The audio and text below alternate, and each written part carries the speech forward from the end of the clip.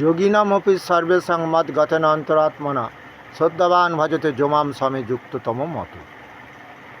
যোগীদের মধ্যে শ্রেষ্ঠ যোগী যে আমাতে দেহ মন সমর্পণ করেছে। দেহ মন জানো, এই আমাদের রোগ বালাই হলে মা ওই ঠাকুরের কাছে মানত করতো যে ঠাকুর আমার ছেলের রোগ ভালো করে দাও।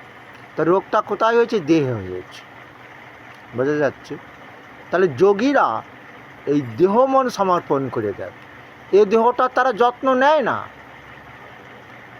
আমার রঘুনাথ দাস,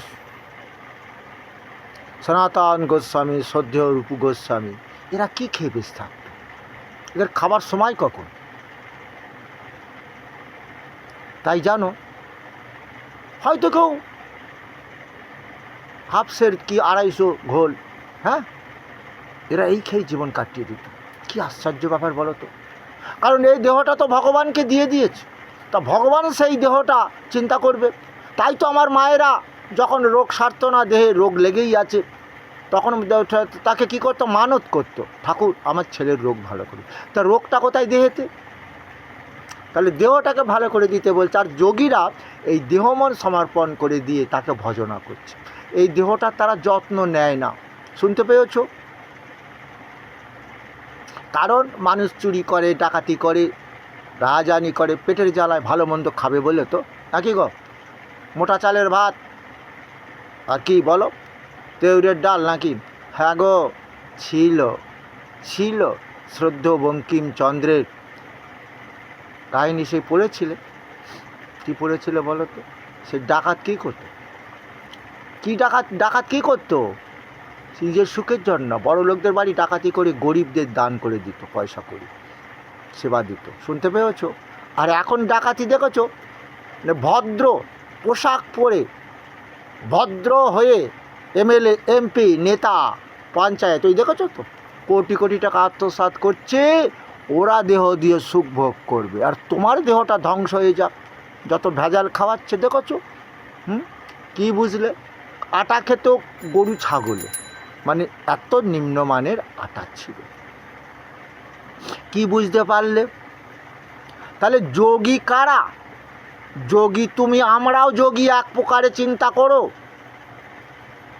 কোথায় স্বর্গ কোথায় নরক? সরাসরি এরই মাঝে। এটাই স্বর্গ এটাই নরক আমরা তৈরি করতে পারি, এটা স্বর্গ বানাতে পারি। তাই গীতাতে অর্জুনকে বলছে, অর্জুন ধর্মটা কি? আত্মোপমেন সর্বত্র সমং পরশতি জহ অর্জুন সুকং বা যদি দোকাং সযোগী পর্বমত। আমার মতে সেই যোগী ভক্ত শ্রেষ্ঠ, যে কি করে জানো? সবাইকে আপন ভাবে, কাউকে পর ভাবে না। সবাইকে আপন ভেবে তার সামর্থ্য অনুযায়ী তাকে সেবা করার চেষ্টা করে। দেখো না, ওই যে বেলুর মঠ দেখেছো? আমার ইষ্ট দেবতা ঠাকুর রামকৃষ্ণ, আমার গুরুদেবের নাম ভূতেশানন্দজি। শুনতে পেয়েছ? তাহলে কি বুঝলে? সেবা ধর্ম, সব থেকে বড় ধর্ম। কিন্তু এটা আমরা শুনেছি, শুনো রে ভাই, সবার উপরে মানুষ সত্য, এর উপর কিছু নয়। কিন্তু আমার গীতাতে আবার ভগবান উল্টো পাল্টা বলেছে। উল্টো পাল্টা কি জানো? সর্বস্ব চাহং দিদি, মানে একটা পিঁপড়ের মধ্যেও রয়েছে, মশার মধ্যেও রয়েছে, মাছির মধ্যেও রয়েছে, তো এই সমস্ত জীবের মধ্যে। কিন্তু এই জীবের সেবা দিতে গিয়ে তিনি কিন্তু আবার বললেন, কি বললেন? লভন্ত ব্রহ্ম নির্বাণ মৃষায়া ক্ষীণ কলমসা ছিন্ন দৈধা যত আত্মন সর্বভূতে হিতে রতা। অর্জুন, আমাকে লাভ করার পর ওই দেহ পাপমুক্ত হয়ে গেছে। ও দেহটা, ও কিন্তু সমস্ত জীবের মধ্যে ঈশ্বর অবস্থান করছেন আত্মা রূপে। তাই জীবকে আর ভেদ করে না।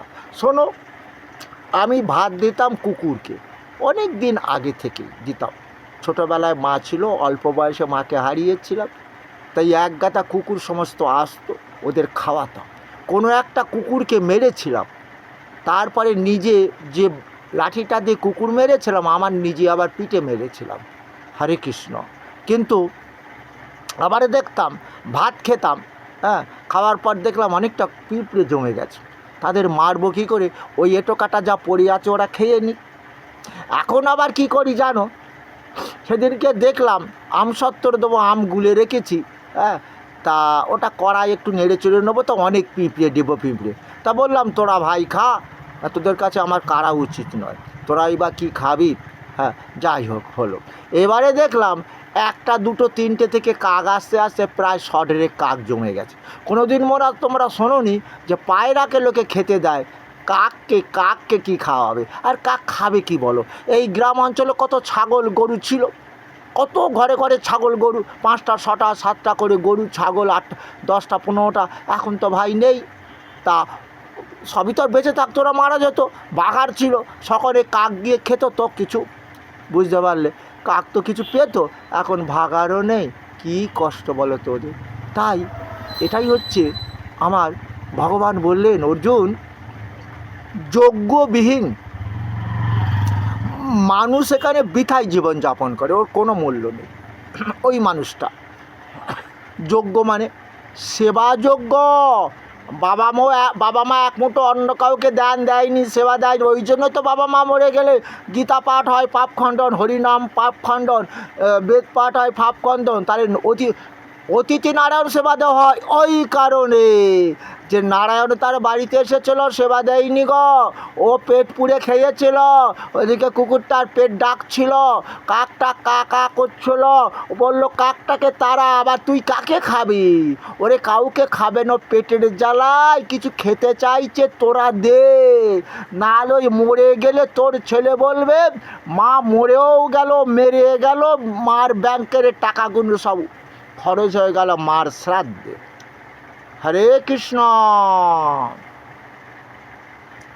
বুঝতে পারলেন? যোগী হও, সংসারে থেকেই তো যোগী হওয়া যাবে। ভগবান বলেনি, কি বলেছিল 12 অধ্যায়ে ভক্তিযোগে, সংসারে থেকে যারা আমার জন্য কর্ম করে তারাই শ্রেষ্ঠ যোগী। কেন? সংসারে তিতাব জ্বালা, এক মুঠো ভাত আমি খেলাম না, ওই এক মুঠো ভাতটা কুকুর বিড়ালের জন্য রেখে দিলাম। তোমরা কি বুঝতে পেরেছ? যোগীরা তো সে সুযোগ তারা পায় না, তারা সেই ঈশ্বরের ধ্যানে মগ্ন থাকে, তাদের খাওয়া দাওয়াও চিন্তা থাকে না। কথা বুঝতে পারলে? তুমি যেমন হাঁড়ি করে ভাত রাঁধলে, তোমার ভাত এক মুঠো কুকুর বিড়ালকে দিল, ওরা তো সেটা পারে না। তাই ওদের মধ্যেও ভগবান সহজে লাভ হয় না। বুঝতে পারলে? কেন বুঝতে পেরেছ? সাধু ব্যক্তি, তার মধ্যেও যদি কাম ক্রোধ জেগে যায়, সেটা কিন্তু ভগবান মাপ করে না। সংসারী মানুষদের মধ্যে কাম ক্রোধ লোভ থাকবেই। কথা বুঝতে পারলে? যেমন আমি গীতা পাঠ করতে গিয়ে এখন বলি 11টা লুচি দিই, তবে ব্রাহ্মণদা তো 21টা লুচি 21টা মিষ্টি নেয়। কেন এটা বলি জানো?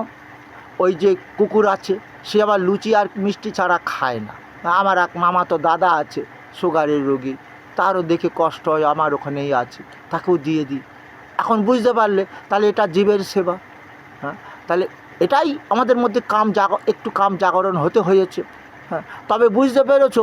তোমরা যদি কেউ বৈষ্ণব হও, খবরদার বলো না যে এত টাকা দিতে হবে। দেখেছো তো, ব্রাহ্মণ লাখ টাকা নিয়ে যায়, আর 4টে বৈষ্ণব সারাদিন হরিনাম গাইলো, 1 কেজি চাল 500, 1 কেজি চাল 100 টাকা।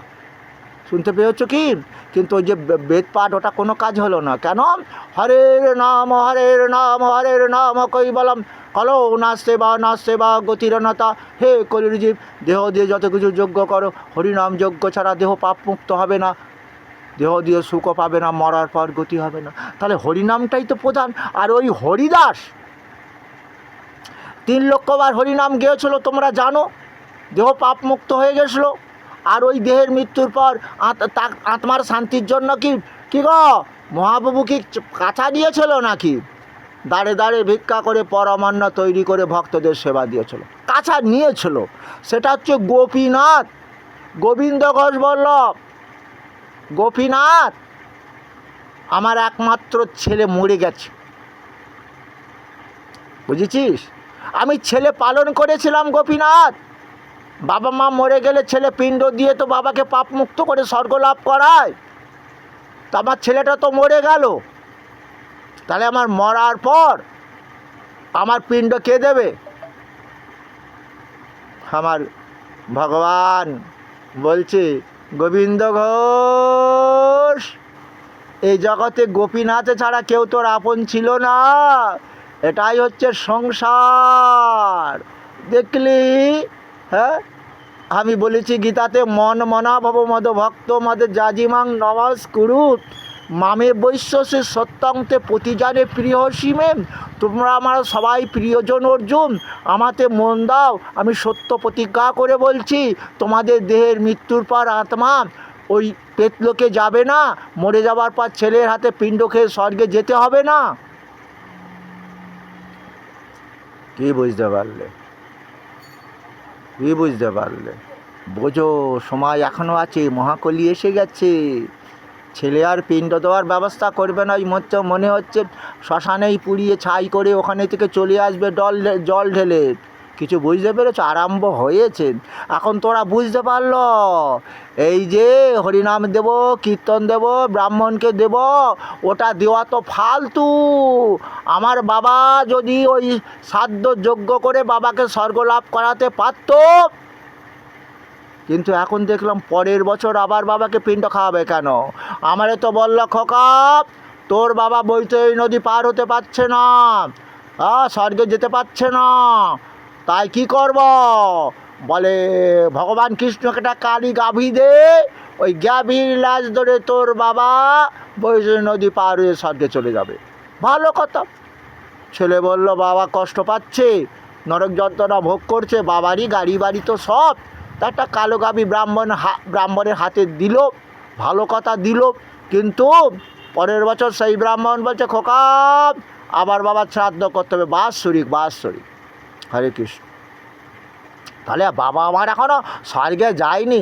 খোকা আজকে মহালয়, তর্পণ করতে যা, তোর বাবা 14 পুরুষের নাম লিখে নিয়ে যা, তর্পণ কর, তাদের আত্মাগুলো কষ্ট পাচ্ছে। ওই যে অর্জুন বলেছে, কি বলে? অর্জুন বলেছে, কৃষ্ণ বর্ণসংকর সন্তান দিয়ে বাবার পিণ্ডদান ক্রিয়া হয় না, পূর্বপুরুষগণ জলপিণ্ডের অভাবে নরক যন্ত্রণা ভোগ করবে। ওই জন্যই মহালয়ের দিনে পূর্বপুরুষের উদ্দেশ্যে আবার পিণ্ডদান করা হয়। ওরে বাবা, বিষ্ণু প্রসাদ গো, ওটা পিণ্ড না। ভাত গলে গেলে মা ছেলে বলে, মা পিণ্ড বানিয়েছে, ডালা ডালা করে দেওয়া হয়, পিণ্ড বলি। হরে কৃষ্ণ। ওটা ত্রেতা যুগে ছিল, আমি বারবার তোমাদের শোনাচ্ছি।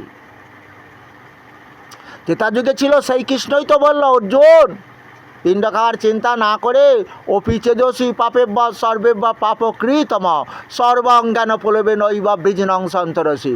যদি তোমরা অধিক পাপাকারী হও, আমার গীতা অমৃত পান করো, গীতা জ্ঞান লাভ করো।